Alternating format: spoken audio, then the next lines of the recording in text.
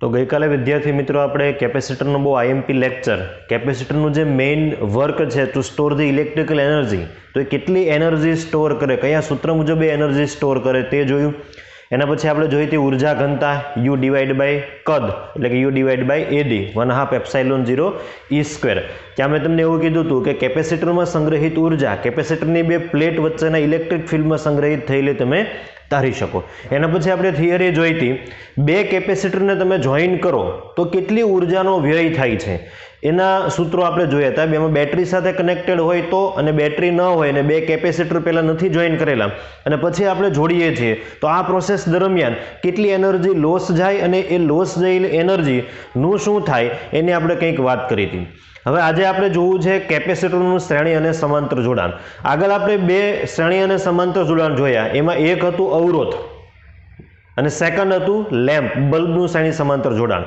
હવે આજે આપણે જોવું છે કેપેસિટરનું શ્રેણી સમાંતર જોડાણ હવે તમને એ તો ખ્યાલ આવી જાય બે વસ્તુને શ્રેણીમાં કેવી રીતે જોડાય બરાબર દાખલા તરીકે 20 વોલ્ટની બેટરી સાથે મેં બે કેપેસિટર જોઈન કરેલા છે એકનું કેપેસિટન્સ છે C1 અને બીજાનું કેપેસિટન્સ છે C2 શ્રેણીમાં જોડેલા છે એટલે આપણને ખ્યાલ છે વોલ્ટેજના ટુકડા થશે આ 20 વોલ્ટમાંથી અમુક વોલ્ટેજ છે પહેલું કેપેસિટર લેશે અને અમુક વોલ્ટેજ છે બીજું કેપેસિટર લેશે ધારો કે પહેલા કેપેસિટરને મળતા વોલ્ટેજ છે V1 અને બીજા કેપેસિટરને મળતા વોલ્ટેજ છે V2 બંને બે કેપેસિટર છે એ બેટરીમાંથી કેટલો વિદ્યુતભાર ખેંચે છે તો કે આપણે ધારી લઈએ કે Q જેટલો વીજભાર છે બેટરીમાંથી ખેંચે છે જેવી રીતે અવરોધ હોય ને તો એ વિદ્યુત પ્રવાહ ખેંચે એવી રીતે કેપેસિટર છે એ શું ખેંચે વિદ્યુતભાર ખેંચે તો પ્લસ સાઇન છે એ આપણે પ્લસ તરફ આપીએ માઇનસ સાઇન છે માઇનસ તરફ આપીએ તો અહીંયા આગળ જો મારે પ્લસ માઇનસ સાઇન આપવી હોય તો હું કેવી રીતે આપી શકીશ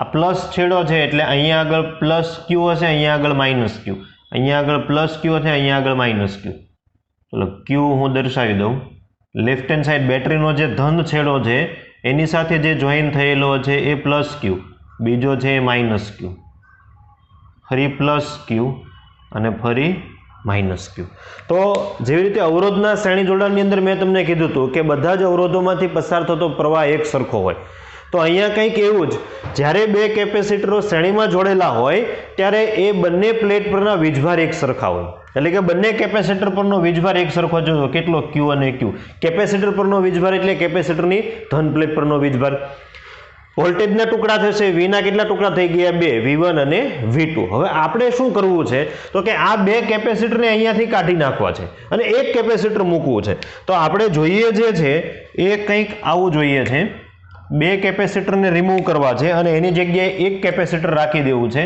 તો એનું C ઇક્વિવેલન્ટ કેટલું હોવું જોઈએ એ આપણો ક્વેશ્ચન છે સેમ બેટરી સાથે જ તમારે જોઈન કરવાનું છે કોઈ ચેન્જ નહીં બેટરીના વોલ્ટેજ છે એ V હવે તમને જે એક નવું કેપેસિટર મળે છે એનો કેપેસિટન્સ C ઇક્વિવેલન્ટ વિદ્યુતભાર એટલો ને એટલો જ રહેવાનો છે કેમ કે શ્રેણીમાં છે તો આ તરફ છે પ્લસ Q અને સામેની તરફ છે માઇનસ Q વિદ્યુતભાર છે બેટરીમાંથી Q જેટલો આગળ ખેંચાતો તો એ જ ખેંચાય છે હવે અહીંયા આગળ આપણે શું લખી શકીએ જુઓ તમે પ્રથમ કેપેસિટર માટે મારે લખવું હોય આપણી પાસે સમીકરણ શું છે Q is equal to C into V આવું સમીકરણ આપણે જોયેલું છે તો પ્રથમ કેપેસિટર માટે મારે લખવું હોય તો હું શું લખી શકું પ્રથમ કેપેસિટર માટે V1 ઇઝ ઇક્વલ ટુ શું થઈ જશે V એટલે શું થઈ જશે Q બાય C પ્રથમ કેપેસિટર પર વીજભાર કેટલો Q એનું કેપેસિટન્સ કેટલું C1 તો અહીંયા થઈ જશે Q ડિવાઇડ બાય C1 એવી જ રીતે બીજા કેપેસિટર માટે લખીએ તો બીજા કેપેસિટર માટે તો V2 ઇઝ ઇક્વલ ટુ બીજા કેપેસિટર પર વીજભાર કેટલો Q જેટલો જ ડિવાઇડ બાય એનું કેપેસિટન્સ કેટલું C2 હવે સમતુલ્ય પરિપથ પણ મેં ડ્રો કરેલો છે લખી દઉં સમતુલ્ય પરિપથ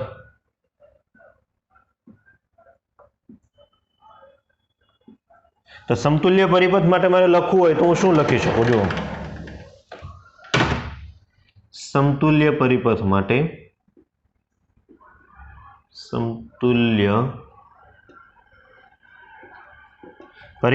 મારે લખવું હોય તો એના વોલ્ટેજ કેટલા છે V ઇઝ ઇક્વલ ટુ એમાં વિદ્યુતભાર કેટલો ક્યુ ડિવાઈડ બાય ત્યાં આગળ કે જે કેપેસિટર આપણે રિપ્લેસ કર્યું એનું કેપેસિટન્સ કેટલું, તો કે સી ઇક્વિવેલન્ટ. હવે આપણને ખ્યાલ છે વોલ્ટેજનો કોઈ જગ્યાએ લોસ જવાનો નથી. વી છે એ કોના સરવાળા જેટલું હશે, V1 અને V2 ના સરવાળા જેટલું હશે કિર્ચોફના નિયમ પ્રમાણે. આમાં પણ કિર્ચોફનો નિયમ લાગુ કરી શકી. આકૃતિ ભૂમિતિ પરથી આપણે શું લખી શકીએ, V = V1 પ્લસ V2. તો V આપણી પાસે છે Q divide by C equivalent, V1 આપણી પાસે છે Q divide by C1, V2 આપણી પાસે છે Q ડિવાઈડ બાય C2. વિદ્યુતભાર તો શ્રેણીમાં એક સરખો હોય બધા જ કેપેસિટર પર, તો કેપેસિટર પરનો વિદ્યુતભાર અંશમાંથી કેન્સલ કરીએ તો 1 ડિવાઈડ બાય C ઇક્વિવેલન્ટ શું થઈ જશે, 1 divide by C1 plus 1 divide by C2. આ બે કેપેસિટરો હતા એટલે જો n કેપેસિટરો હોય તો n કેપેસિટર માટે તો મારે સમીકરણ લખવું હોય તો હું શું લખી શકું, 1 divide by C equivalent is equal to 1 divide by C1 plus 1 divide by C2 plus dash dash dash 1 divide by Cn. તો જ્યાં આગળ અવરોધનું સમાંતર જોડાણમાં આપણને કંઈક મળતું હતું 1 નો સરવાળો, બલ્બના શ્રેણી જોડાણમાં કંઈક મળતો હતો 1 નો સરવાળો, એવી જ રીતે કેપેસિટરના શ્રેણી જોડાણમાં મળે છે 1 નો સરવાળો. અવરોધથી તદ્દન અલગ. કોના જેવું, તો કે બલ્બ જેવું. બલ્બમાં શ્રેણીમાં આપણને 1 નો સરવાળો મળતો હતો. ધારો કે બધા એક સમાન કેપેસિટર હોય તો n સમાન કેપેસિટર માટે, ધારો કે બધાની કેપેસિટી એક સરખી હોય તો આપણે C ઇક્વિવેલન્ટ શું લખી શકીએ, C ડિવાઈડ બાય n. જેવી રીતે અવરોધમાં લખતા હતા સેમ પેટર્નથી. ઓકે, તો આ છે શ્રેણી જોડાણનું સૂત્ર. એકદમ સિમ્પલ રીતે હું તમને ફરી કહી દઉં. બોર્ડ માટે આઈએમપી થિયરી છે, નવા જે સિલેબસ 30% કટ કરેલી છે એમાં થિયરી કાઢેલી નથી. શ્રેણી જોડાણમાં બંને કેપેસિટર પર વિદ્યુતભાર કેવો હોય, એક સરખો. ટુકડા કોના થશે, વોલ્ટેજના. તમે જાણો છો Q = CV, તો આ સમીકરણ પરથી બંને કેપેસિટર પરના વોલ્ટેજ ફાઇન્ડ કરેલો V1 અને V2. હવે બે કેપેસિટરને અહીંયાથી આપણે રિપ્લેસ કરીએ, એક કેપેસિટર મૂકીએ તો એને કેપેસિટન્સ મેં કેટલું ધારી લીધું, C ઇક્વિવેલન્ટ, બરાબર. એને એક્રોસ વોલ્ટેજ તો કેટલા રહેવાના છે, V જ રહેવાના છે. તો એનું વોલ્ટેજનું સૂત્ર ફાઇન્ડ કરેલું V = Q by C equivalent. વોલ્ટેજનો સરવાળો V1 પ્લસ V2 કોના જેટલો થાય, તો કે બેટરીના વોલ્ટેજ જેટલો. V1 અને V2 ની કિંમત મૂકો એટલે તમને સમીકરણ મળી જશે. જો n કેપેસિટરો હોય તો 1 નો સરવાળો કરતા જાઓ છેલ્લે સુધી, અને n સમાન કેપેસિટર હોય તો શું થઈ જશે, C ડિવાઈડ બાય n. માત્ર બે જ કેપેસિટર હોય તો જેવી રીતે અવરોધમાં અંશમાં ગુણાકાર છેદમાં સરવાળો, જેવી રીતે અવરોધમાં સર્કિટનું સિમ્પ્લિફિકેશન કરતા હતા સેમ રીતે કેપેસિટરમાં પણ તમારે સર્કિટનું સિમ્પ્લિફિકેશન કરવાનું થશે. તો બે કેપેસિટરો હોય અને શ્રેણીમાં હોય તો અંશમાં ગુણાકાર છેદમાં સરવાળો. નોટ ડાઉન કરી લો એટલે આપણે સમાંતર જોડાણનું સૂત્ર તારવીએ.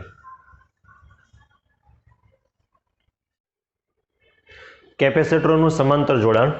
તો સમાંતર જોડાણની અંદર આપણે ખ્યાલ છે જેવી રીતે અવરોધમાં હતું એ કોન્સેપ્ટમાં કોઈ ચેન્જ ન થાય. સમાંતરમાં તમે જ્યારે કોઈ પણ ઇન્સ્ટ્રુમેન્ટને જોડો ત્યારે બધા ઇન્સ્ટ્રુમેન્ટને એક્રોસ વોલ્ટેજ સોર્સ જેટલા જ હશે, બરાબર. સોર્સ એટલે કે બેટરી જેટલા.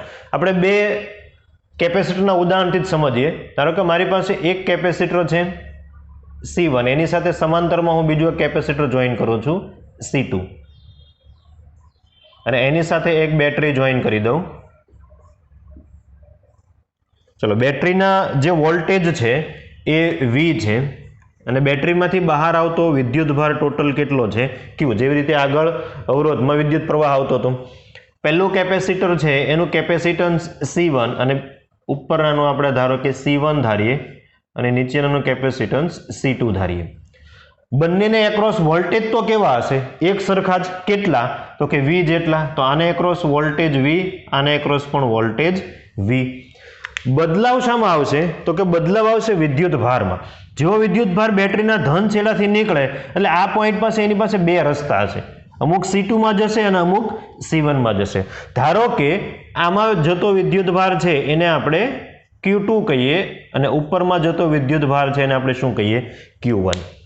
હવે આપણે શું કરવું છે, આ બે કેપેસિટરને રિપ્લેસ કરવા છે અને એની જગ્યાએ એક કેપેસિટર મૂકવું છે. તો એની કેપેસિટી કેટલી રાખવી જોઈએ, એનું કેપેસિટન્સ કેટલું રાખવું જોઈએ એ આપણે ગણતરી કરવી છે.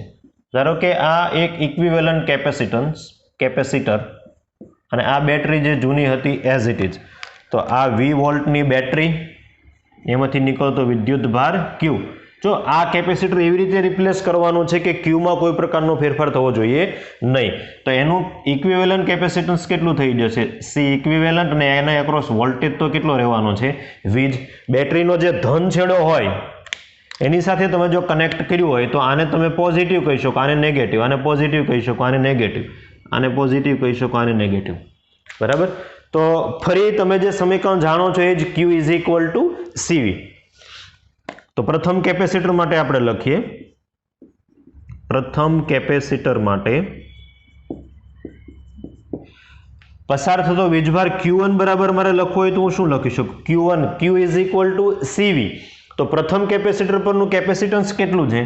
C1. એને અક્રોસ વોલ્ટેજ કેટલો છે? V. બીજા કેપેસિટર માટે મારે લખવું હોય તો બીજા કેપેસિટર માટે તો Q2 ઇઝ ઇક્વલ ટુ શું થઈ જશે? બીજા કેપેસિટરનું કેપેસિટન્સ C2 ઇન્ટુ શું થઈ જશે? V.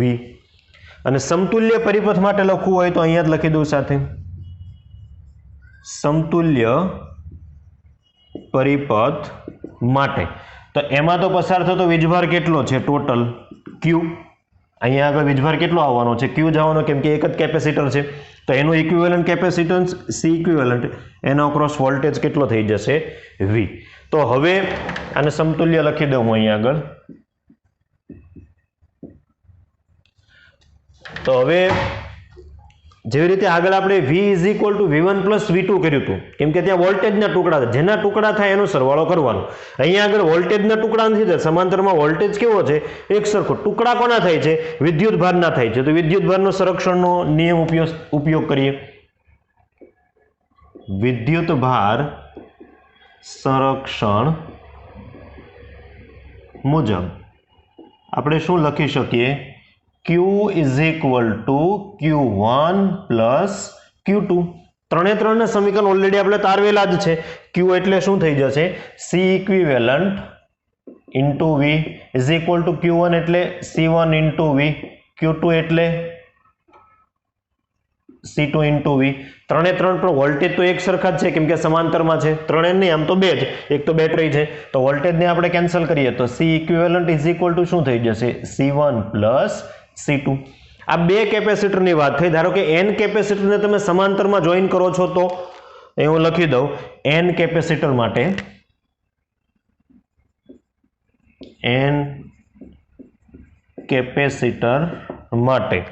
તો આપણે શું લખી શકીએ?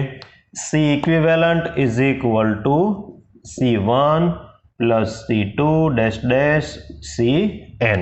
અને n સમાન કેપેસિટર હોય તો n સમાન કેપેસિટર માટે તમે શું લખી શકવાના છો? C equivalent is equal two n into C. તો આ ઇક્વેશનો છે એ તમારે યાદ રાખવાના છે. ઘણીવાર બોર્ડની એક્ઝામની અંદર કેપેસિટરનું શ્રેણી અને સમાંતર જોડાણ વચ્ચેનો ડિફરન્સ તમને પૂછવામાં આવે છે. તો ડિફરન્સની અંદર તમારે કયા કયા મુદ્દા લખી શકો? પોસિબલ છે, હું તમને કહું.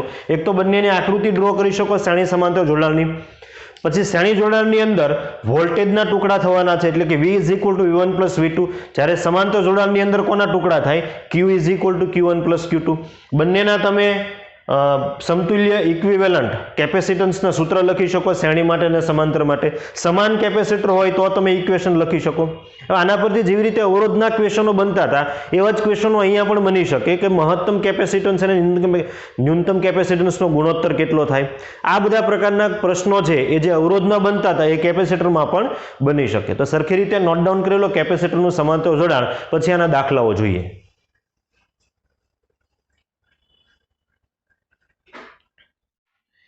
કે સ્વાધ્યાય 2.6 નંબરનો દાખલો જુઓ.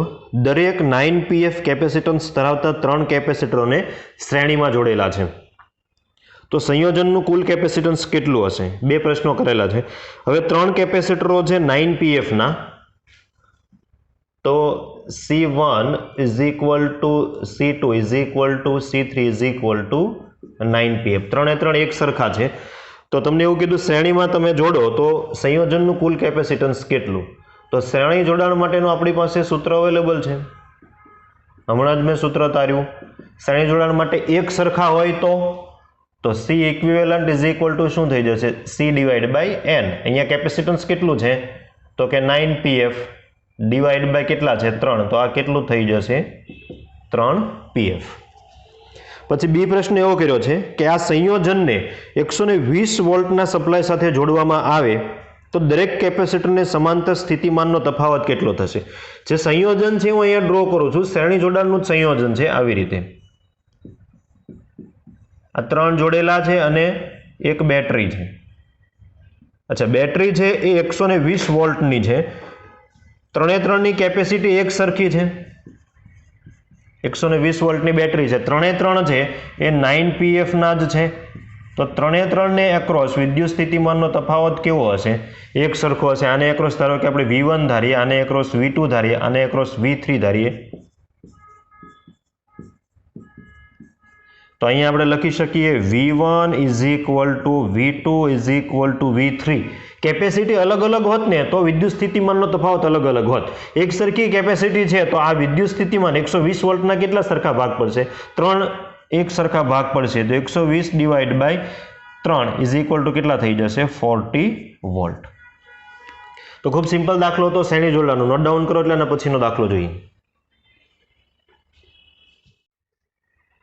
સ્વાધ્યાય 2.7 નંબરનો દાખલો જુઓ.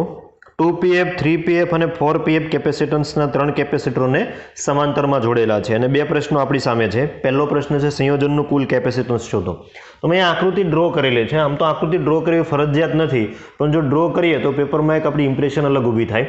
3 કેપેસિટરો છે C1, C2 અને C3.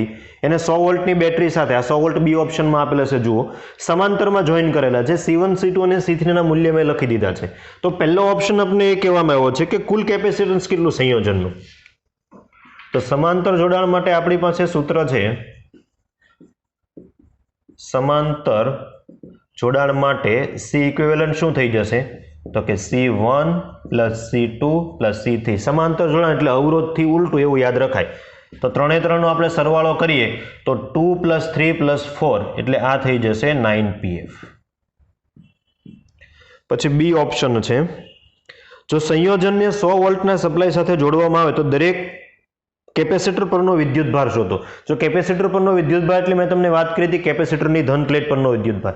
3 કેપેસિટી તો આપણી પાસે છે જ, કેપેસિટન્સ તો Q is equal to CV. હવે 3 ને એક્રોસ વોલ્ટેજ પણ કેટલા હશે તો કે 100 વોલ્ટ જ હશે, કેમ કે સમાંતરમાં જોડેલા છે. તો વિદ્યુતભારનું સમીકરણ આપણી પાસે છે, ત્યાંથી જ આપણે આગળ વધીએ. વિદ્યુતભાર Q1 એટલે પહેલા કેપેસિટર પરનો વિદ્યુતભાર, તો આપણે શું લખી શકીએ C1 ઇન્ટુ V. તો C1 આપણી પાસે છે 2pf, તો 2 into 10 to the power minus 12 into voltage, કેટલા વોલ્ટેજ છે 100. તો આ વિદ્યુતભાર આપણને મળી જશે 2 into 10 raise to minus 10 coulomb. પછી Q2 ઇઝ ઇક્વલ ટુ શું થઈ જશે C2 ઇન્ટુ V. તો C2 આપણી પાસે છે 3pf, તો 3 into 10 raise to minus 12 into voltage કેટલા 100. તો આ આપણને મળી જશે 3 into 10 raise to minus 10 coulomb. અને Q3 ઇઝ ઇક્વલ ટુ શું થઈ જશે C3V. તો C3 આપણી પાસે છે 4 into 10 raise to minus 12 into સ્થિતિમાન કેટલું છે 100 વોલ્ટ. તો આ થઈ જશે 4 into 10 raise to minus 10 coulomb. તમને એવું કહેવામાં આવે કે બેટરીમાંથી ખેંચાતો વિદ્યુતભારનો જથ્થો કેટલો, તો પણ આપણે ફાઇન્ડ કરી શકીએ છીએ. હું એક્સ્ટ્રા એક લખી દઉં છું અહીંયા, બેટરી માંથી ખેંચાતો વીજભાર. 3 કેપેસિટર છે તો Q ઇઝ ઇક્વલ ટુ આપણે શું લખી શકીએ Q1 plus Q2 plus Q3. 3 નો આપણે સરવાળો કરીએ તો આ મળી જશે 9 into 10 raise to minus 10 coulomb. આટલો વીજભાર છે એ આ 3 કેપેસિટરને કંઈક ચાર્જિંગ કરવા માટે આ બેટરીમાંથી ખેંચાતો હશે. તો સરખી રીતે નોટ ડાઉન કરી લો, પછી આપણે આગળનો દાખલો જોઈએ.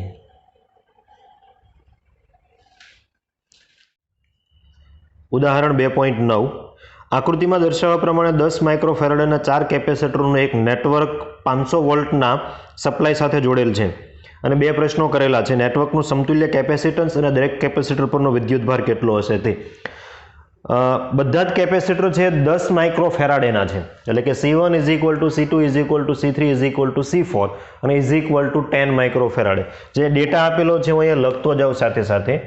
C1 is equal two C2 is equal two C3 is equal two C4 is equal two 10 માઇક્રોફેરાડે.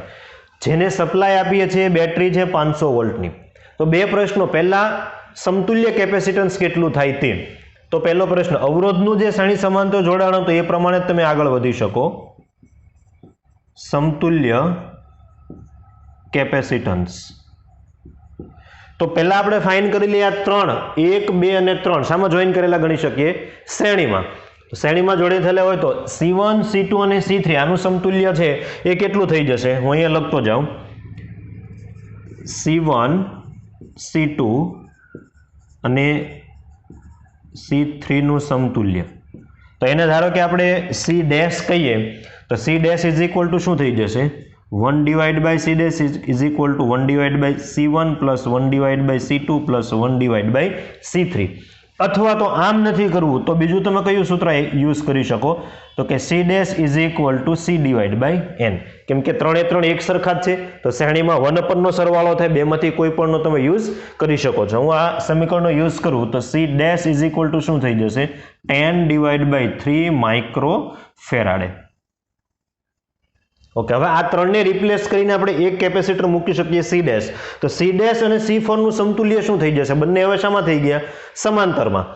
તો અહીંયા હું લખી દઉં C ડેશ અને C4 નું સમતુલ્ય. જેવી રીતે અવરોધમાં તમે શ્રેણી સમાંતર જોડાણ લાગુ કરતા હતા એવી જ રીતે અહીંયા કરી શકો. હવે એને C ઇક્વિવેલન્ટ આપણે કહી શકીએ તો એ થઈ જશે C ડેશ પ્લસ C4. બંને સમાંતરમાં જોઈન કરેલા હોય તો સરવાળો. તો C ડેશ આપણી પાસે છે 10 ડિવાઇડ બાય 3 પ્લસ C4 છે 10. તો C ઇક્વિવેલન્ટ મને કેટલું મળી જશે? 40 ડિવાઇડ બાય 3 માઇક્રોફેરાડે. તો આ મને મળી ગયું C ઇક્વિવેલન્ટ. મારો A ઓપ્શનનો આન્સર આવી ગયો. હવે બી ઓપ્શન આપણને શું કરવામાં આવ્યો છે? તો બી ઓપ્શન આપણને કરવામાં આવ્યો છે દરેક કેપેસિટર પરનો વિદ્યુતભાર શોધો, એટલે કે Q1, Q2, Q3 અને Q4 શોધવાના છે.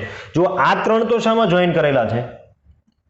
શ્રેણીમાં જ છે. તો શ્રેણીમાં વિદ્યુતભાર કેવો હશે? એક સરખો. એમ નથી ફાઇન કરવું તો ડાયરેક્ટલી તમે 500 ના 3 ટુકડા પણ કરી શકો છો. બરાબર. આ C1 ને એક્રોસ વોલ્ટેજ કેટલા હશે? VAB. C2 ને એક્રોસ VBC અને C3 ને એક્રોસ VCD. તો VAB is equal two VBC is equal two VCD થવાના છે. કેમ કે 3 એ 3 ની કેપેસિટી કેવી છે? એક સરખી. તો વોલ્ટેજનું વિભાજન પણ 3 એ 3 માં કેવું થઈ જશે? એક સરખું થઈ જશે. તો અહીંયા હું લખી દઉં બી ઓપ્શન માટે વિદ્યુતભાર. ઓકે, વિદ્યુતભાર માટે આપણી પાસે પોટેન્શિયલ ડિફરન્સ હોય તો બધાના કેપેસિટન્સ તો આપણી પાસે છે જ. તો જો V1, V2 અને V3 આને એક્રોસ સ્થિતિમાન કેટલું છે? V1. આને એક્રોસ કેટલું ધારી શકીએ? V2. આને એક્રોસ કેટલું ધારી શકીએ? V3 ઇઝ ઇક્વલ ટુ શું થઈ જશે? જો V1 is equal to V2 is equal to V3 કોના કરતા ત્રીજા ભાગનું થઈ જશે? 500 divide by 3. 500 divide by 3 volt. પછી V4. તો V4 તો કોના જેટલું થવાનું છે? બેટરી જેટલું જ. કેમ કે 500 વોલ્ટ છે એ ડાયરેક્ટ કોને લાગવાના છે? A અને D બિંદુ વચ્ચે. તો A અને D બિંદુ વચ્ચે એક જ કેપેસિટર છે C4. તો V4 બરાબર ડાયરેક્ટ શું થઈ જશે? V4 is equal two 500 volt. હવે તમારી પાસે કેપેસિટન્સ બધાના છે અને બધાને એક્રોસ વોલ્ટેજ છે તો તમે વિદ્યુતભાર પણ ફાઇન્ડ કરી શકો. તો Q1 ઇઝ ઇક્વલ ટુ શું થઈ જશે? C1 V1. તો કેપેસિટન્સ C1 કેટલું છે? 10 માઇક્રોફેરાડે. તો 10 ગુણ્યા 10 ની માઇનસ 6. અને V1 કેટલું છે? તો કે 500 ડિવાઇડ બાય 3. તો આ થઈ જશે 5 divide by 3 into 10 to the power 3. આમાંથી કેન્સલ કરીએ તો -3 કુલમ. હવે આટલું જ શું હશે? Q2. એટલું જ શું હશે? Q3. કેમ કે 3 એ 3 શામાં જોઈન થયેલા છે? શ્રેણીમાં જોઈન થયેલા છે. એમ નથી કરવું તો 3 એ 3 ની ગણતરી પણ તમે કરી શકો છો. Q2 ઇઝ ઇક્વલ ટુ શું થઈ જશે? C2 V2. એનો આન્સર પણ તમને શું મળશે? 5 divide by 3 into 10 raise to -3 coulomb. Q3 find કરો તો એનો આન્સર શું આપણે લખી શકીએ? C3V3. આન્સર તો તમને કેટલો મળશે? 5/3 × 10⁻³ કુલમ. અને Q4 આપણે ફાઇન્ડ કરીએ તો એ થઈ જશે C4 × V4. C4 કેટલું? 10 માઇક્રોફેરાડે. તો માઇક્રોને કન્વર્ટ કરીએ ફેરાડેમાં એટલે 10⁻6. અને V4 એને એક્રોસ વોલ્ટેજ કેટલા છે? તો કે 500 વોલ્ટ. તો આ થઈ જશે 5 × 10⁻3. 0 આપણે કાઢીએ તો 10⁻³ કુલમ. તમને એવું કહેવામાં આવે છે કે બેટરીમાંથી કેટલો વીજભાર ખેંચાતો હશે? ટોટલ વીજભાર બેટરીમાંથી કેટલો ખેંચાતો હશે? તો તમે ડાયરેક્ટ શું લખી શકો? આ એક એક્સ્ટ્રા છે. બેટરીમાંથી ખેંચાતો વીજભાર. તો તમે ડાયરેક્ટ શું કરી શકો? Q = Q1 + Q2 + Q3. Sorry, આ તો ત્રણ એક સરખા જશે તો બેટરીમાંથી કેટલો વીજભાર ખેંચાઈ જશે? આપણે કોઈ એમાંથી એક લઈએ, બધાનો સરવાળો નહીં કહીએ. અહીંયાથી Qના બે ટુકડા થવાના છે, એક અહીંયા જશે અને એક ઉપર જશે. ઉપર તો એક સરખો જવાનો છે, બરાબર. તો બેટરીમાંથી ટોટલ કેટલો વીજભાર ખેંચાશે? Q1 + Q4. Q1 ની જગ્યાએ Q2 પણ લખી શકો, Q3 પણ લખી શકો, બરાબર. બધાની વેલ્યુ એક સરખી જ છે. તો બેટરીમાંથી ખેંચાતો વીજભાર છે અહીંયાથી Q ના બે ટુકડા પડે, આ ડાયરેક્શનમાં કેટલો જશે? Q4 જશે. અને ઉપર એક સરખો જવાનો છે. Q1 બોલો, Q2 બોલો કે Q3 બોલો. તો સરખી રીતે નોટ ડાઉન કરો, પછી આપણે આગળ વધીએ. સ્વાધ્યાય 2.25 બોર્ડ માટે મહત્વનું નથી, બોર્ડના સિલેબસમાંથી નીકળી ગયેલો દાખલો છે, પણ કોમ્પિટિટિવ એક્ઝામ માટે આપણે જોઈએ. આકૃતિમાં એક નેટવર્ક દર્શાવેલું છે. પહેલો પ્રશ્ન એવો કર્યો છે કે એનું સમતુલ્ય કેપેસિટન્સ શોધો. અને બીજું એવું કીધું છે કે 300 વોલ્ટના સપ્લાય માટે દરેક કેપેસિટરને સમાંતર વોલ્ટેજ અને તેના પરનો વિદ્યુતભાર કેટલો હશે તે ફાઇન્ડ કરવાનું છે. આકૃતિ જો આપણે જોઈએ તો હમણાં જે આપણે થોડી વાર પહેલા દાખલો ગણ્યો એના જેવી જ કંઈક છે, પણ ફેર માત્ર કેટલો છે?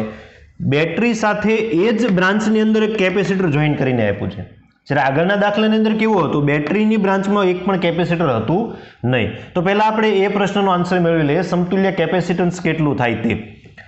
ઓકે, તો અહીંયાથી આપણે પહેલા શરૂઆત કરવી પડે. C2 અને C3, બરાબર, બધાના મૂલ્ય આપણને આપેલા છે. C1 જે છે એ 100 pf નું આપેલું છે. C1 જે છે એ 100 pf છે. C2 જે છે એ 200 pf આપેલું છે. C3 છે એ 200 pf આપેલું છે. અને C4 છે એ 100 pf આપેલું છે. ઓકે, તો સૌપ્રથમ C2 અને C3 ને આપણે અહીંયાથી રિમૂવ કરીએ, એની જગ્યાએ એક કેપેસિટર મૂકીએ. તો આ બંને શામાં જોઈન કરેલા છે? શ્રેણીમાં. તો C/N નું સમીકરણ આપણે યુઝ કરી શકીએ. તો અહીંયાથી જ હું લખતો જાઉં. પહેલું એ ઓપ્શન માટે આપણે જોઈએ C2 અને C3 નું સમતુલ્ય. ધારો કે આપણે એને C' કહીએ તો C' = શું થઈ જશે? C/N. C તરીકે તમે C2 પણ લખી શકો અને C3 પણ લખી શકો, કેમ કે બંને એક સરખા કેપેસિટર છે. તો આ કેટલું થઈ જશે? 200/2. ઇન શોર્ટ C' = આપણને કેટલા મળી જશે?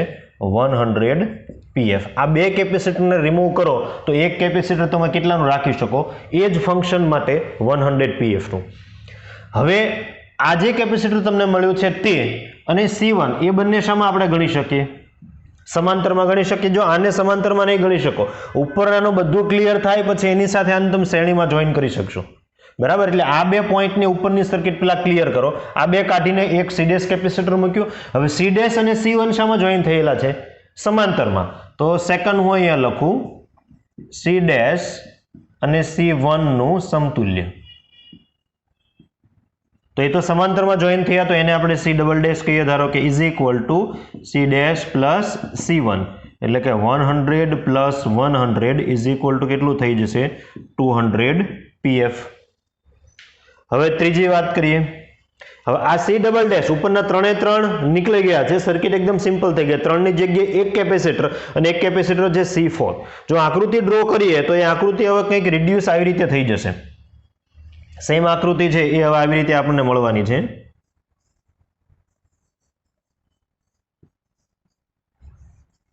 ઓકે, આ કેપેસિટર છે એ કેટલાનું આપણને મળ્યું? 200 pf. જેને આપણે સી ડબલ ડેશ કીધું છે, અને આ કયું છે તો કે C4, બરાબર. તો હવે આ બંને તમે જુઓ, બંનેમાંથી પસાર થતો વીજભાર કેવો હશે? એક સરખો. તો તમે શામાં ગણી શકો? બંનેને શ્રેણીમાં. તો C ઇક્વિવેલન્ટ કેટલું થઈ જશે? સમતુલ્ય કેપેસિટન્સ. તો C equivalent is equal to શું થઈ જશે? બે જ કેપેસિટરો છે, શ્રેણીમાં છે, તો અંશમાં ગુણાકાર, છેદમાં સરવાળો. તો અંશમાં ગુણાકાર કરીએ તો અંશમાં થઈ જશે 200 ઇન્ટુ 100 ડિવાઈડ બાય છેદમાં સરવાળો એટલે 200 પ્લસ 100. તો C ઇક્વિવેલન્ટ આપણને કેટલું મળી જશે? 200 ડિવાઈડ બાય 3 PF. આ આપણો એનો આન્સર થઈ ગયો. હું બધા જ સૂત્રો નથી લખતો, એનું કારણ છે આપણે કોમ્પિટિટિવ એક્ઝામ માટે ગણીએ છીએ, કેવી રીતે ગણાય તે. જો બોર્ડ માટે ગણતા હોય તો આ સૂત્ર પણ લખવું પડે, C double dash into C4 divide by C double dash plus C4, બરાબર. માત્ર તમારે ગણતરી જોવાની છે કેવી રીતે સમતુલ્ય કેપેસિટન્સ આવે છે તે. હવે તો બી ઓપ્શનમાં આપણને એવું કીધું છે કે બધા કેપેસિટરો પરનું સ્થિતિમાન અને બધા કેપેસિટર પરનો વોલ્ટેજ, બરાબર, બધા કેપેસિટર પરનો વોલ્ટેજ અને બધા કેપેસિટર પરનો વીજભાર. તો કેપેસિટન્સ તો આપણી પાસે છે જ. જો આપણને વોલ્ટેજ મળી જાય તો Q is equal to CV અનુસાર તમને વિદ્યુતભાર મળી જશે, અને જો આપણને વિદ્યુતભાર મળી જાય તો પણ V is equal to Q by C મુજબ તમને વોલ્ટેજ મળી જાય. એટલે કોઈ પણ એક વસ્તુ ફાઇન કરી તો બીજી વસ્તુ છે એ આપણે બોનસમાં મળી જશે. ધરો કે આપણે વોલ્ટેજ ફાઇન કરવાનો પ્રયત્ન કરીએ. 300 વોલ્ટની જે બેટરી છે એની સાથે જ એક કેપેસિટર અહીંયા C4 જોઈન કરેલું છે. એનો મતલબ એ થાય કે આ બ્રાન્ચનો જે વોલ્ટેજ છે 300 વોલ્ટ, એનોમાં કંઈક વોલ્ટેજ C4 અહીંયા આગળ ડ્રોપ કરતું હશે, બરાબર. એટલે આ બે છેડા વચ્ચે તમને 300 વોલ્ટ મળવાના નથી. કેમ? તો કે અહીંયા આગળ કંઈક વોલ્ટેજ ડ્રોપ થશે. આ 300 વોલ્ટ કયા બે છેડાને એક્રોસ છે? બેટરીને એક્રોસ. અહીંયા આગળ આ બે છેડાને એક્રોસ છે 300 વોલ્ટ, બરાબર. જેમ તમે આગળ જશો એટલે અહીંયા આગળ વોલ્ટેજ ડ્રોપ થશે. તો પહેલા હું એ ફાઇન કરી લઉં કે સંપૂર્ણ પરિપથમાં કેટલો વિદ્યુતભાર પસાર થતો હશે. દાખલા તરીકે અહીંયાથી ધારો કે Q વીજભાર નીકળે છે, કેપિટલ Q, તો એ કેટલો હશે? મારી પાસે C ઇક્વિવેલન્ટ તો છે જ. તો બેટરીમાંથી ખેંચાતો ટોટલ વિદ્યુતભાર હું ફાઇન કરી લઉં. શું કામ? એ તમને ખ્યાલ આવી જશે હમણાં જ. બેટરીમાંથી ખેંચાતો કુલ વીજભાર. ઓકે, તો Q is equal to CV. તો Q is equal to C equivalent into V. C equivalent કેટલું આપણને મળે છે? 200 ડિવાઈડ બાય 3. PF એટલે 10 રેઝ ટુ માઇનસ 12. વોલ્ટેજ છે કેટલા છે? 300. ઓકે, તો આ મને 3 અને 3 કેન્સલ, તો આ થઈ જશે 2 into 10 raise to minus 8 coulomb. એટલે બેટરીમાંથી આ કેપેસિટરનું સંપૂર્ણ જે તમને જોડાણ દેખાય છે એ કેટલો વિદ્યુતભાર ખેંચે છે? 2 into 10 raise to minus 8 coulomb. હવે તમે બરાબર જુઓ, અહીંયાથી વીજભાર Q નીકળે, આ પોઈન્ટ પાસે એના બે ટુકડા થાય, અમુક ટુકડો ઉપર જશે, અમુક ટુકડો હોરિઝોન્ટલમાં જશે. એ બંને ભેગા થઈ પછી આ પોઈન્ટ પાસે ભેગા થઈને કેટલો બની જશે? તો કે ટોટલ Q જ બની જશે. તો બરાબર ધ્યાન આપજો. અહીંયા ફરી તમને કેટલો મળી જશે? તો કે Q જ મળી જશે. અહીંયા આગળ બે ટુકડા થવાના છે. ધારો કે આપણે આને A પોઈન્ટ કહેતા હોય તો ઉપર કેટલો વીજભાર જશે? Q1, અને આ બાજુ કેટલો વીજભાર જશે? ધારો કે Q2 જાય છે, બરાબર. બે વીજભાર એક સરખા જશે, તે બંને પાછા ભેગા થાય અહીંયા આગળ, અને ટોટલ કેટલો થઈ જશે? Q જેટલો થઈ જશે. ઇન શોર્ટ, ચોથું જે કેપેસિટર છે એમાંથી કેટલો વીજભાર પસાર થશે? તો કે Q જેટલો વીજભાર પસાર થશે. એનાથી મને શું મળી જશે? તો કે Q is equal to CV મુજબ મને વોલ્ટેજ મળી જશે. અહીંયા કેટલા ડ્રોપ થાય છે તે, બરાબર. તો હું અહીંયા લખું C4 માંથી પસાર થતો વીજભાર.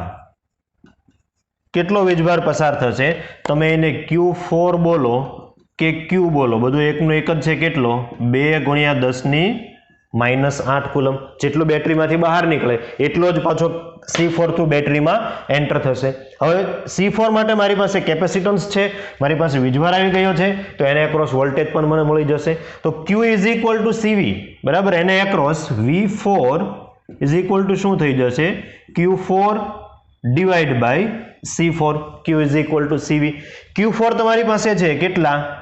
2 × 10⁻8 ડિવાઈડ બાય C4 કેટલા છે 100 pf તો આ કેટલા લખી શકીએ આપણે 100 × 10⁻12 તો આ થઈ જશે 10⁻10 અંશમાં જાય એટલે 10⁻+10 તો V4 = મને કેટલા મળી જશે 200 વોલ્ટ બહુ આઈએમપી વસ્તુ આપણને મળી છે આનાથી આપણો દાખલો એકદમ સરળ થઈ જશે જો બરાબર સમજો 300 વોલ્ટની બેટરી છે એ બ્રાન્ચમાં C4 છે કેટલા વોલ્ટેજ ડ્રોપ કરે છે પોતાની અંદર તો કે 200 વોલ્ટ ડ્રોપ કરે છે તો તમને આ બે પોઈન્ટની આપણે વાત કરીએ ધારો કે આ પોઈન્ટને આપણે A કીધો છે આ પોઈન્ટને આપણે B કીધો છે આ પોઈન્ટને C કહીએ અને આ પોઈન્ટને આપણે D કહીએ તો C અને D વચ્ચે આપણે વોલ્ટેજ કેટલા મળવાના છે 300 માંથી 200 વોલ્ટ તો ક્યાં ડ્રોપ થઈ જાય છે C4 ની અંદર જ ડ્રોપ થઈ જાય છે તો આ C અને D પોઈન્ટ વચ્ચે આપણને કેટલા વોલ્ટેજ મળવાના 300 - 200 માત્ર કેટલા 100 વોલ્ટ જો આ એક સમજવા જેવી બાબત છે આ જે ચોથું કેપેસિટર છે પોતાનામાં કેટલા વોલ્ટેજ ડ્રોપ કરશે તો કે 200 વોલ્ટેજ ડ્રોપ કરશે સોર્સમાંથી કેટલા મળેબલ છે 300 મળેબલ છે તો 200 તો આ એ બ્રાન્ચમાં જ ખાઈ જાય છે તો બ્રાન્ચની છેડે ટર્મિનલ વોલ્ટેજ તમને માત્ર કેટલા મળે તો કે 300 - 200 અહીંયા 200 વોલ્ટ છે ડ્રોપ થઈ જાય છે તો VCD તમને કેટલા મળી જશે હું અહીંયા લખી દઉં તેથી VCD = કેટલા થઈ જશે 300 - 200 = કેટલા વોલ્ટ મળે 100 વોલ્ટ હવે તમે જુઓ પહેલા કેપેસિટરને એક્રોસ વોલ્ટેજ આ જ મળવાના કેમ કે આ પોઈન્ટને સમાંતર છે બે વચ્ચે કેપેસિટર છે તો AB વોલ્ટેજ કેટલા થઈ જશે VCD જેટલા એટલે કે 100 વોલ્ટના કેટલા ટુકડા થશે બે ટુકડા થશે તો બધાને એક્રોસ વોલ્ટેજ લખી દો વોલ્ટેજ મેં ફાઇન કર્યા છે એટલે તો V1 એટલે કે અહીંયા આગળના વોલ્ટેજ બરાબર અહીંયા હું લખી દઉં V1 આને એક્રોસ લખી દઉં V2 આને એક્રોસ લખી દઉં V3 અને આને એક્રોસ V4 તો આપણે ફાઇન કર્યા જ છે હમણાં આગળ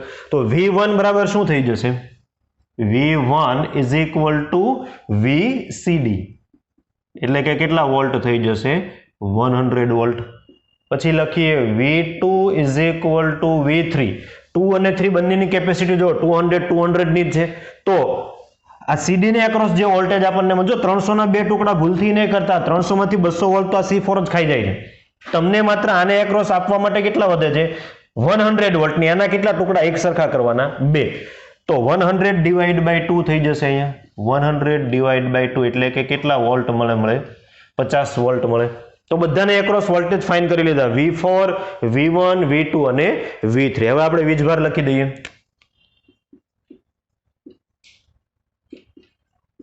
દાખલો જોયામાં ઓર્ડિનરી લાગે માત્ર શીખવાની વસ્તુ અહીંયા આગળ છે આ 300 માંથી આ કેપેસિટર કેટલા વોલ્ટેજ ડ્રોપ કરે તે બાકીના વોલ્ટેજ છે બધા કેપેસિટરોને મળે તો Q4 તો આપણે ફાઇન કરી જ દીધો છે તેમ છતાં અહીંયા લખી દઈએ આપણે Q4 = 2 × 10⁻8 કુલમ પછી Q1 = શું થઈ જશે C1 V1 પહેલાનું કેપેસિટન્સ કેટલું છે 100 × 10⁻12 એને એક્રોસ વોલ્ટેજ કેટલા મળે છે 100 તો આ આન્સર આપણને મળે 10⁻8 કુલમ પછી Q2 અને Q3 બંને એક સરખા જ હશે કેમ કે શ્રેણીમાં જોઈન થયેલા છે તો Q2 =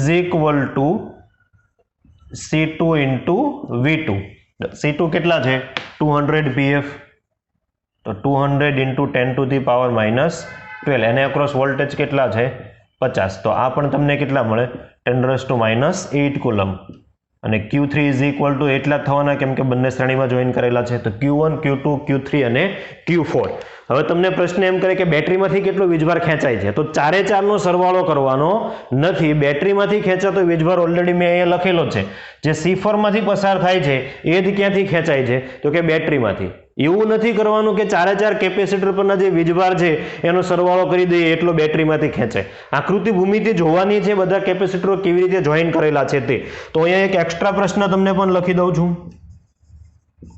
બેટરીમાંથી ખેંચાતો કુલ વીજભાર તો Q = કેટલું થઈ જશે ઓલરેડી મેં ફાઇન્ડ જ કરેલો જે C4 માંથી પસાર થાય ને એ જ બેટરીમાંથી ખેંચાય છે તો કેટલો એ છે 2 × 10⁻8 કુલમ આમ ન કરવું હોય તો તમે કેવી રીતે કરી શકો તો કે C ઇક્વિવેલન્ટ તમારી પાસે છે જ કોઈને આવી રીતે નથી કરવું તો તમે શું કરી શકો બેટરીમાંથી ખેંચાતો કુલ વીજભાર તો Q is equal to C equivalent into વી.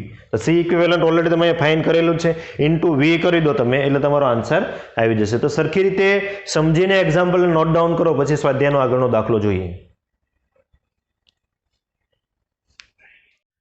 સ્વાધ્યાય 2.23 વધારાનો સ્વાધ્યાયનો દાખલો છે, એટલે બોર્ડમાંથી આપણે નીકળી ગયેલો એવું ધારીએ, પણ કોમ્પિટિટિવ એક્ઝામ માટે પ્રીવિયસ યરની અંદર જ પૂછાયેલો પ્રશ્ન છે.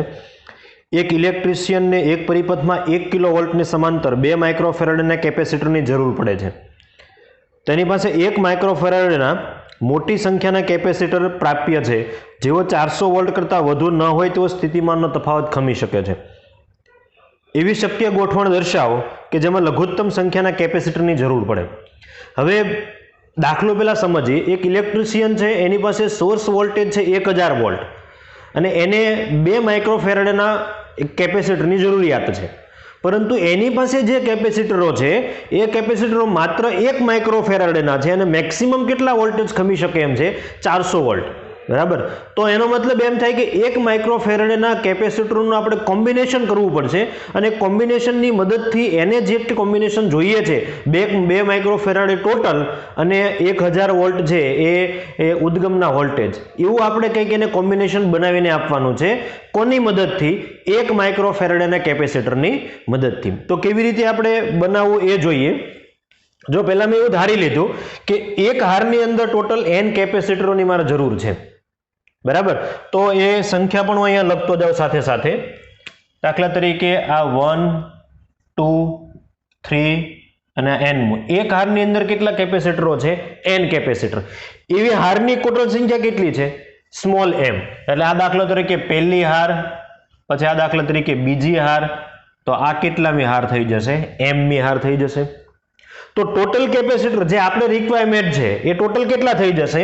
તો કે આ n એક હારની અંદર, એવી હાર કેટલી? m. તો m ગુણ્યા n આ ટોટલ કેપેસિટરની સંખ્યા થઈ જશે. હવે જો મને m અને n મળી જાય તો મને ખબર પડી જશે કે એક હારની અંદર કેટલા કેપેસિટરોની જરૂર છે અને એવી કેટલી હારની મારે જરૂર પડશે. અહીંયાથી વોલ્ટેજ કેટલા મેક્સિમમ પ્રોવાઈડ થઈ શકે એમ છે? તો કે 1000 વોલ્ટ. બરાબર. આ બધાનું ઇક્વિવેલન્ટ કેપેસિટન્સ કેટલું થવું જોઈએ? 2 માઇક્રોફેરાડે. એની જે રિક્વાયરમેન્ટ છે એ કંઈક આવી છે. એને એક કેપેસિટર જોઈએ છે કેટલા માઇક્રોફેરાડેનું? 2 માઇક્રોફેરાડેનું. અહીંયા કેટલા વોલ્ટ છે? 1000 વોલ્ટ છે. તો આનો મતલબ સીધો થાય આ 2 માઇક્રોફેરાડેની ઇક્વિવેલન્ટ મારે કંઈક કેપેસિટરનું જોડાણ અહીંયા આગળ કરવું પડે. તો બધાની કેપેસિટી આપણને આપી છે 1 માઇક્રોફેરાડેની છે. ધારો કે થોડા સમય માટે એ કેપેસિટી છે એ હું C ધારી લઉં. ધારો કે આની કેપેસિટી છે એ C છે, આની કેપેસિટી પણ C, આની કેપેસિટી પણ C અને આની કેપેસિટી પણ C. અને C બરાબર આપણને કેટલા આપેલા છે? અહીંયા લખી દઉં. C ઇઝ ઇક્વલ ટુ આપેલા છે 1 માઇક્રોફેરાડે. પછી બધા કેપેસિટરને એક્રોસ વોલ્ટેજ ડ્રોપ આપણે ધારીએ. ધારો કે એ V ડેશ છે, અહીંયા પણ V ડેશ, અહીંયા પણ V ડેશ, અહીંયા પણ V ડેશ, અહીંયા પણ V ડેશ. અને આ V ડેશ આપણને કેટલા આપેલા છે? તો કે 400 વોલ્ટ. 400 કરતાં વધારે વોલ્ટેજ ખમી શકે એમ નથી. વધારે આવશે તો કેપેસિટર છે એ બળી જશે અથવા તો ઉડી જશે. તો હવે એક હારનું ઇક્વિવેલન્ટ કેપેસિટર કેટલું થઈ જશે? જો બધા શામાં જોઈન કરેલા છે? શ્રેણીમાં. બધાની કેપેસિટી એક સરખી, તો આપણે કેટલું લખી શકીએ? C divide by n. આવી 2 હાર હોત તો 2 into C divide by n. 3 હાર હોત તો 3 into C divide by n. બરાબર. ફરી રિપીટ કરું છું. એક હારમાં કેપેસિટરની સંખ્યા કેટલી છે? n. તો એક હારનું કેપેસિટન્સ કેટલું થઈ જશે? તો હું અહીંયા લખતો જાઉં, પછી શોર્ટકટ પણ કહીશ. એક હારનું કેપેસિટન્સ કેટલું થઈ જશે? Capacitance is equal to C divide by n. C તો આપણી પાસે છે જ. બરાબર. એટલે આપણે બ્રોડલી લખીએ, કદાચ આંકડો બદલાયો હોય તો આપણે લખી શકીએ. તો કુલ કેપેસિટન્સ કેટલું થઈ જશે? કુલ કેપેસિટન્સ. તો C equivalent is equal to શું થઈ જશે? તો કે C ડિવાઈડ બાય n. એવી કેટલી હાર છે? m હાર છે. તો અહીંયા મને એક રિઝલ્ટ મળે છે આ પ્રકારનું. C equivalent is equal to C divide by n into m. આ ટોટલ ઇક્વિવેલન્ટ કેપેસિટન્સ જે આપણે કેટલું જોઈએ છે? 2 માઇક્રોફેરાડેનું જોઈએ છે. ઓકે. હવે વાત કરીએ અહીંયા 1000 વોલ્ટ છે, બરાબર. V is equal two 1000 volt છે. એક હારની અંદર આના કેટલા ટુકડા પડવાના છે? એક હારની અંદર જેટલા કેપેસિટર હોય એટલે કેટલા પડવાના છે? n જેટલા ટુકડા પડવાના છે, બરાબર. તો V dash is equal to મારે લખવું હોય તો શું લખી શકું? V divide by n. એક કેપેસિટરને એક્રોસ વોલ્ટેજ મારે લખવા હોય તો કેટલા લખી શકું? તો એ લખતો જાવ સાથે સાથે. આ પહેલો પોઈન્ટ છે, આ બીજો પોઈન્ટ છે, ત્રીજો પોઈન્ટ. એક કેપેસિટરને મળતા વોલ્ટેજ, તો આપણે એને ધારો કે V ડેશ કહેતા હોઈએ તો એ કેટલા થઈ જશે? V divide by n. આ બીજું મને સમીકરણ મળી ગયું. ઓકે, આ બે સમીકરણની મદદથી તમારે m અને n ની કિંમતો શોધવાની હોય. બે અનનોન છે, બે સમીકરણ છે, બરાબર. તો હવે આપણે પહેલા સમીકરણ પર વાત કરીએ. C ઇક્વિવેલન્ટ આપણે કેટલું જોઈએ છે? 2 માઇક્રોફેરાડ. તો અહીંયા લખતો જાવ સાથે સાથે જુઓ તમે. C ઇક્વિવેલન્ટ મારે જોઈએ છે 2 માઇક્રોફેરાડ, એટલે 2 ગુણ્યા 10⁻6 ઇઝ ઇક્વલ ટુ C. એક કેપેસિટર છે એ કેટલા વોલ્ટેજ, કેટલા માઇક્રોફેરાડ એનું છે? 1 માઇક્રોફેરાડ એટલે 10⁻⁻6 ગુણ્યા m ડિવાઈડ બાય શું છે? તો કે n.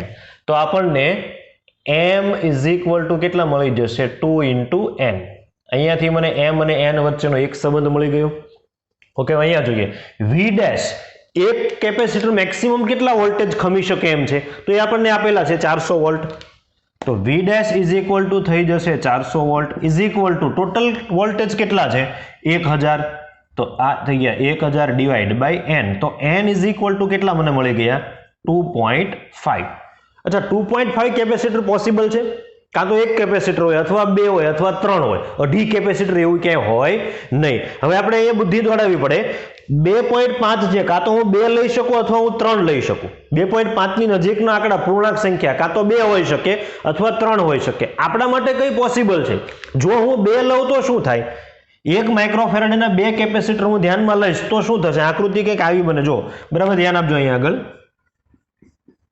આ ધારો કે મેં 2 કેપેસિટર ધ્યાનમાં લીધા, બરાબર. અહીંયા કેટલા વોલ્ટ છે? 1000 વોલ્ટ. બેયની કેપેસિટી એક સરખી જ છે, 1 માઇક્રોફેરાડની. તો ડિવાઈડ 2 થઈ જશે 500 વોલ્ટ બંનેને. આ કેપેસિટર 500 વોલ્ટ ખમી શકે એમ છે નહીં. મેક્સિમમ કેટલા ખમી શકે એમ છે? 400. ઇન શોર્ટ, એક હારની અંદર હું 2 કેપેસિટર તો ક્યારે પોસિબલ જ નથી, રાખી જ નહીં શકું. તો કેપેસિટર છે એ ઉડી જશે. તો મારી પાસે પોસિબિલિટી કેટલી? તો કે ત્રીજા કેપેસિટરની. ધારો કે અહીંયા હજુ એક કેપેસિટર હું એડ કરી દઉં છું, બરાબર. તો આના કેટલા ટુકડા થઈ જશે? 3 ટુકડા થઈ જશે. 1000 ડિવાઈડ બાય 3 થઈ જશે, એટલે 333 સમથિંગ આપણને મળે. અને 333 હોય તો 400 કરતા નાનો, એટલે કેપેસિટર છે સેફ થઈ જશે. તો અહીંયાથી મને ખબર પડી જશે કે તેથી n ઇઝ ઇક્વલ ટુ આપણે કેટલા લેવા પડશે? 3 લેવા પડશે. હવે n ની સંખ્યા મને મળી ગઈ તો m પણ મળી જશે. તો m ઇઝ ઇક્વલ ટુ શું થઈ જશે? m ઇઝ ઇક્વલ ટુ થઈ જશે 6. ઇન શોર્ટ, ઇલેક્ટ્રિશિયન પાસે 1 માઇક્રોફેરાડના કેપેસિટર છે, એને જો આ પ્રકારનું કોમ્બિનેશન વિધાઉટ ફેલ જોઈતું હોય તો એક હારની અંદર કેટલા કેપેસિટર આપણે રાખવા પડશે? આપણે કેટલા ધાર્યા છે? n ની કિંમત આપણે કેટલી મળી? 3. તો એક હારની અંદર આપણે 3 કેપેસિટર ગોઠવી દઈએ.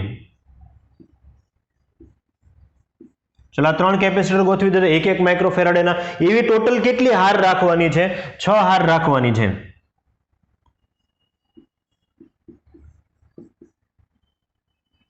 બરાબર.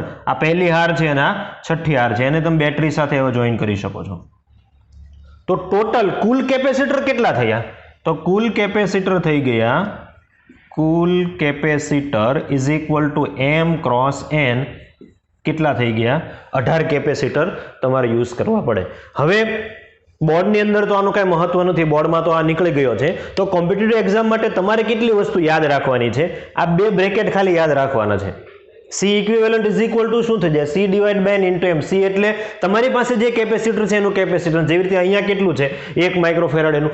તો આના પરથી તમને એક m અને n વચ્ચેનો સંબંધ મળશે. તમને C ઇક્વિવેલન્ટ આપી દીધું હશે, C આપી દીધું હશે. બીજો સંબંધ કયો? તો કે એક કેપેસિટરને મળતા voltage V dash is equal to V by n. તમને એક આંકડો મળશે, એની આજુ અથવા બાજુનો કોઈ પણ એક આંકડો તમારે સિલેક્ટ કરવાનો, કાં તો 2 આવે અથવા 3. એક આંકડો ઓછો લઈ જવાનો અને એક આંકડો વધારે લઈ લેજો. એક ઓછો આંકડો છે એ જો કન્સિડર થઈ જતો હોય તો ઓકે, ન થતો હોય તો એક વધારે. દાખલા તરીકે એક નાનો આંકડો આપણે અહીં લઈએ n = 2, તો 2 કેપેસિટર પોસિબલ નથી. કેમ? તો કે 400 વોલ્ટ કરતા એની એક્રોસ વોલ્ટેજ વધી જશે. તો આપણે આના કરતા એક વધારે લેવાનો 3. એટલે બંને સમીકરણ પરથી તમને m અને n ના બે ઇક્વેશન મળે, સોલ્વ કરી દો એટલે તમને ટોટલ કેપેસિટરની સંખ્યા મળી જાય. તો તમને કેપેસિટરની ટોટલ સંખ્યા પણ માગી શકે કે એને આ પ્રકારનું કોમ્બિનેશન 1 માઇક્રોફેરાડે વડે બનાવવું હોય તો ટોટલ કેટલાક મિનિમમ સંખ્યાના કેપેસિટરની જરૂર પડે, તો એ 18. અથવા ગોઠવણ પૂછવામાં આવે તો આપણે એમ કહી શકીએ કે 1 માઇક્રોફેરાડેના 3 કેપેસિટરને શ્રેણીમાં જોડવાના અને એવી ટોટલ કેટલા નંબર 6 ટોટલ હાર એવી તમારે સમાંતરમાં જોઈન કરવાની. તો દાખલાને સરખી રીતે નોટ ડાઉન કરેલો કોમ્પિટિટિવ એક્ઝામ માટે ખૂબ મહત્વનો છે.